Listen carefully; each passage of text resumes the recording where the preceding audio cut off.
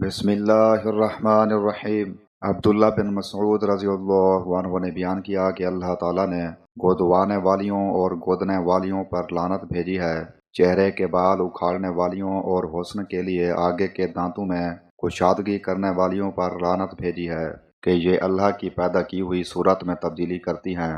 عبداللہ بن مسعود رضی اللہ عنہ کا یہ کلام قبیلہ بنی اسد کی ایک عورت کو معلوم ہوا جو ام یعقوب کے نام سے معروف تھی۔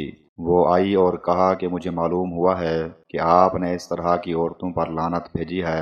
عبداللہ بن مسعود رضی اللہ عنہ نے کہا، آخر کیوں نہ میں انہیں لعنت کروں جنہیں رسول اللہ صلی اللہ علیہ وآلہ وسلم نے لعنت کی ہے اور جو کتاب اللہ کے حکم کے مطابق ملعون ہے۔ اس عورت نے کہا کہ قرآن مجید تو میں نے بھی پڑھا ہے، لیکن آپ جو کچھ کہتے ہیں میں نے تو اس میں کہیں یہ بات نہیں دیکھی۔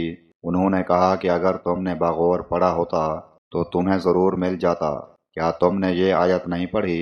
رسول صلی اللہ علیہ وآلہ وسلم تمہیں جو کچھ دیں لے لیا کرو اور جس سے تمہیں روک دیں رک جایا کرو۔ اس نے کہا کہ پڑھی ہے۔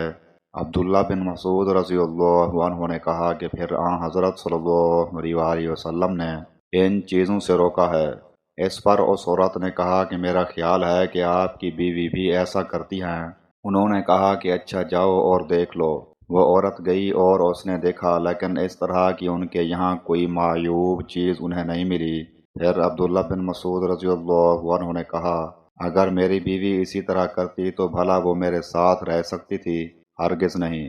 صحیح بخاری حدیث نمبر 4886۔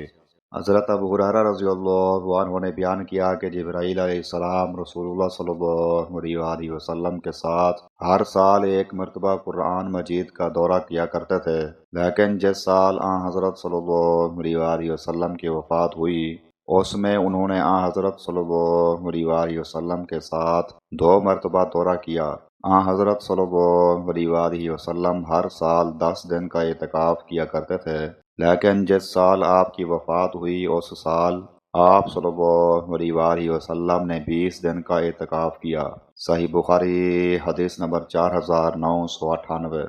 حضرت جریر بن عبداللہ رضی اللہ عنہما نے بیان کیا کہ ہم ایک رات نبی کریم صلی اللہ علیہ وآلہ وسلم کے ساتھ بیٹھے ہوئے تھے۔